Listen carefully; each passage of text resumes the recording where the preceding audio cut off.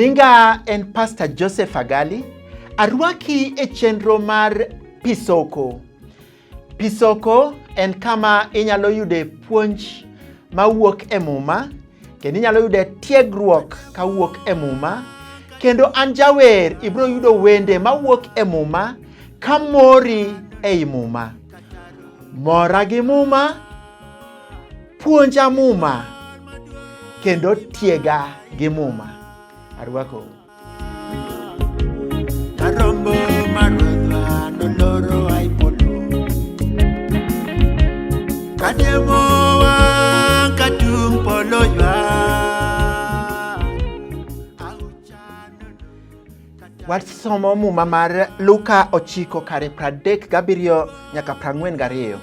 Muma wacho kama kinyne kane gilor gia e got, oganda maduong' noromo ir gi Yesu.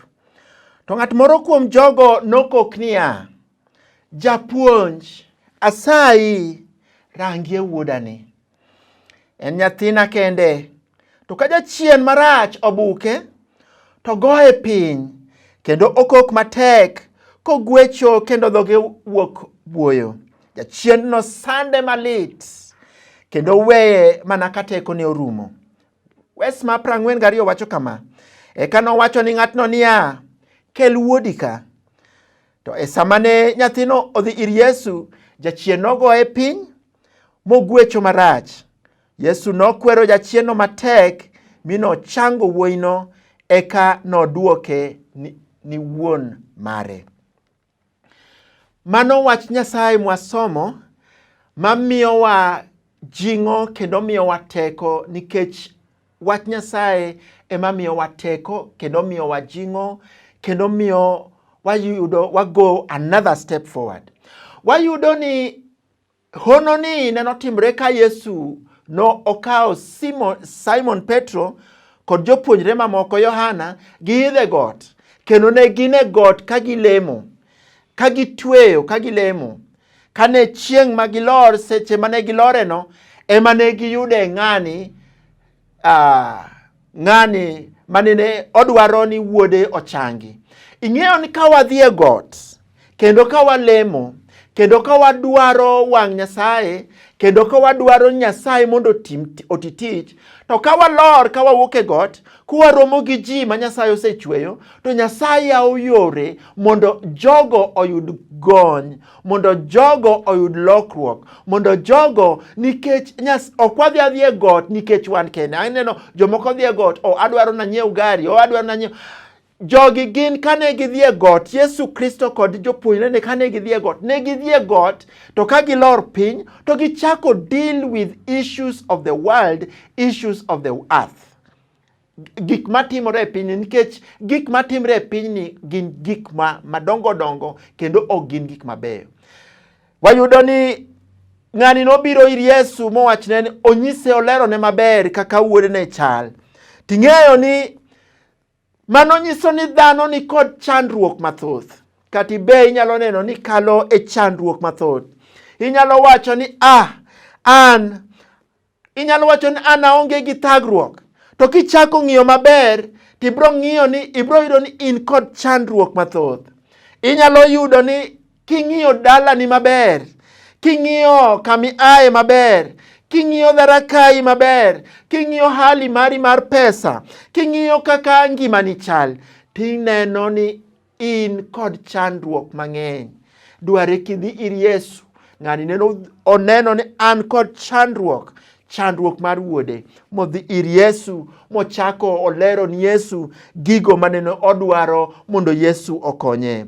Bang'e wuoro nenochako sayo Yesu, nosayo wuoro ni, nenochako sayo Yesu, nochako wuoyo kod Yesu, nochako lamo Yesu, nowacho ni Yesu, onyiso Yesu, olero ni Yesu shida ma engo, olero tuo ma nyathini nengo, nikech nong'eyo ni nyaka olera adera. Muma wacho ni waongogo nikech pod ok wakwayo. Muma wacho wakwayo to kwakwa maber nikech wakwayo e yo mok owinjore. Muma wacho ni ka wakwayo to wabiro yudo. Wuoro ni neno kwayo. Ang'eyo ni nyathino nene maybe Yesu nene seche moko.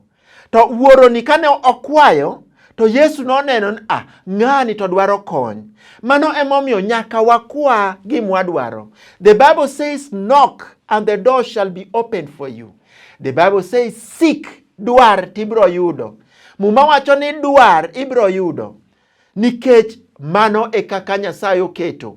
Nyasaye ong'eyo gigo mwadwaro. To chunowa nyaka walame, chunowa nyaka wakwaye, chunowa nyaka walame kawanyise gigo ma chunywa kod ringrewa ochando. Wuoro nodhi ir Yesu, nodhi ir Yesu, ma odhi ir Yesu mochako lerone gigo ma ne okale. Nyalo bedo ni kalo e gik mang'eny, nikech nyathini nene kalo e gik mang'eny. Ang'eyo ni wuoro ni neno si ijare kuom gigo mane timre kuom familia mare. Ang'eyo ni ne en wich kuot, nikech en gima nene goye piny, mokia kata goye piny sadi. Nene en gir wich kuot, manene gima tame nyaka wuoyo. Bang'e nene en gima gir wich kuot, nikech nene otal, jachien, nene tiyo kod nyathini marach. Bang'e Yesu Kristo nowuoyo kode. Kendo ka Yesu Kristo neno obiro, noneno ni mae en gima nyalo ketho dak. To ng'ing'e seche moko mon ringo ka chandruok ochopo. To ng'ing'e seche moko chuo ringo ka nyathi ochako bedo kod shida. Kata ka dala nitie kod shida. Iyudo ni ng'ato go ng'wech, ng'ato ringo. Akia ni mi nyathini ne ni kanye. Seche moko mi nyathini nose ringo. Nikech seche ma shida obiro, jomoko ringo, jomoko go ng'wech. Ji ok ong'iyo kod shida mang'eny. Ng'ani ne nodhi ir Yesu, modhi ir Yesu mowachone ni ler, konya. Bang'e Yesu ne nokonye, kendo nyathine ne nochango. Mano e jing'o ma wan kodo kuom Yesu Kristo. Na ka wawuoyo kod Yesu Kristo, ka wakwaye, to biro miyowa gigo ma chunywa kod ringrewa ochando. Yesu Kristo notieko chuth shida mane wuoyi nonigo. Bang'e okawe oduoke ir wuongi. Neno biro kuom Yesu ka en kod shida, kendo en kod tuo, kendo jachien sande malich.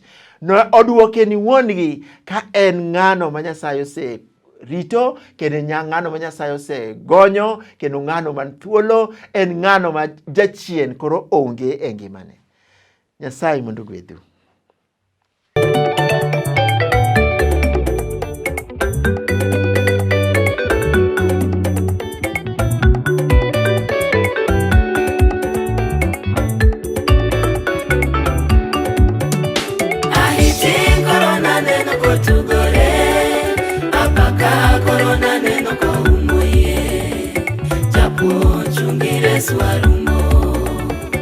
Yesu chungire swako.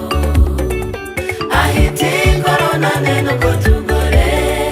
Apaka korona neno koumuye. Japo chungire swarumo. Yesu chungire swako. Korona odonjo China winjo, nawawo donji Kenya rumo. Ikimos jiki lwet Nyasayo, kwak bende kelo midekre. Korona odonjo China winjo, nawawo donji Kenya rumo. Ikimos jiki lwet Nyasayo, kwak bende kelo midekre. Ahiti korona neno kotugore. Apaka korona neno koumuye. Japo chungire swarumo. Yesu chungire swako. Ahiti korona neno kotugore.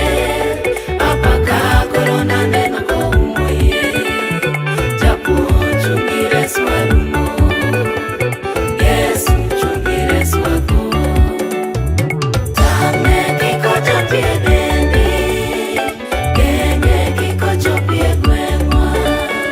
Tame kiko chopie dendi.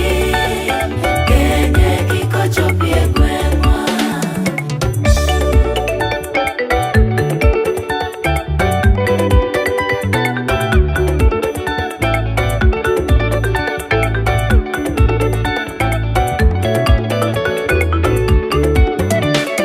Koyo tinde miyo mucha rumo, ahondo makokora midekre.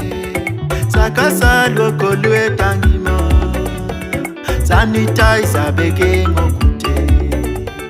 Koyo tinde miyo mucha rumo, ahonda omako kora midekre. Sakasa luoko lweta ngima, sanitizer be geng'o kute. Ahiti korona neno kotugore, apaka korona neno koumuye. Japuonj chungi Reso arumo, Yesu chungi Reso ako.